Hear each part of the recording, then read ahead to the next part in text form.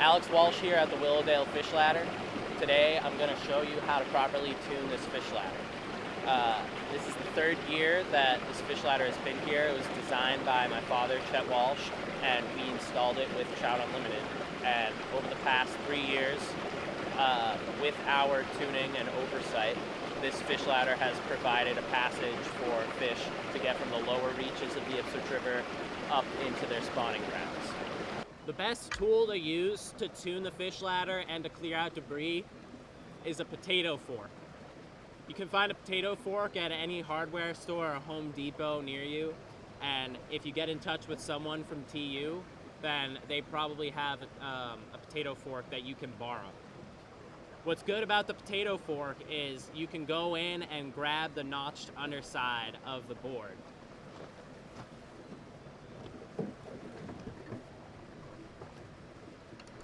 That way, you can go back in to take out boards or put them in as you see fit.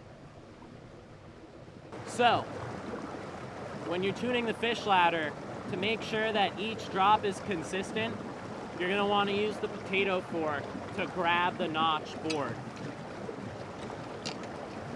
As you can see, there's a huge drop going on up there, so we're going to take this piece out and we're going to put a smaller board underneath.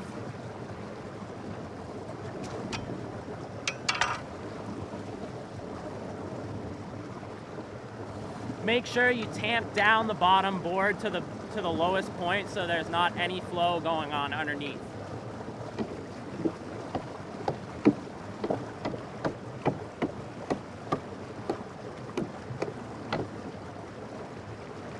Then you put your notch board back in.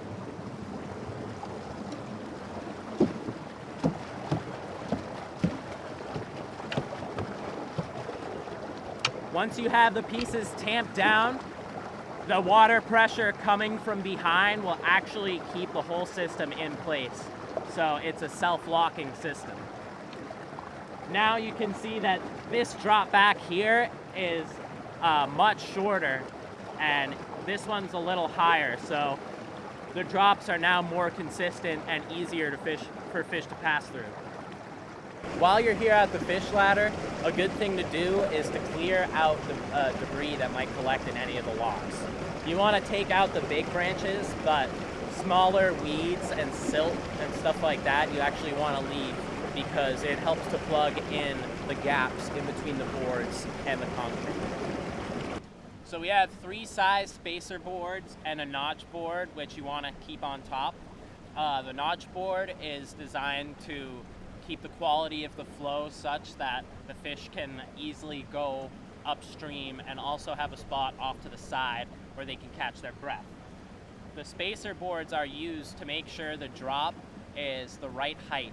You want about 4 finger widths of water coming over the flat part of the board, and you want about 8 inches of water going through the center.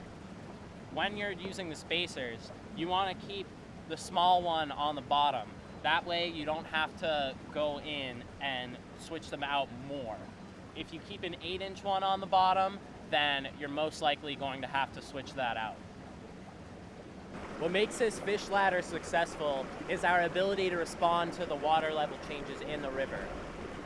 As there are times with higher rainwater and lower rainwater, we must respond and switch the boards out in this system so that the fish have a consistent drop and can easily get through the system upstream. Now remember, before you leave the fish ladder, it's always good to make a second or third pass to make sure all the drops are consistent between each other. You'll probably find after making your first pass that a change you make in one part of the system will end up changing another part to your disadvantage. So making the second or third passes can be very crucial.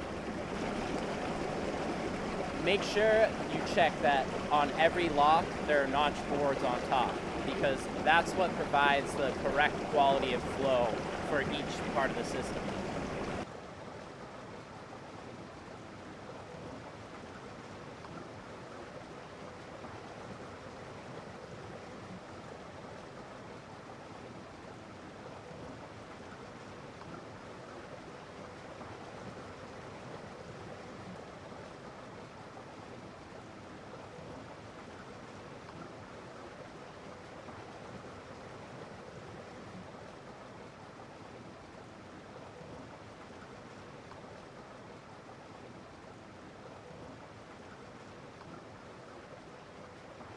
Thanks again for watching the video and for your interest in helping us at the Willowdale Fish Ladder.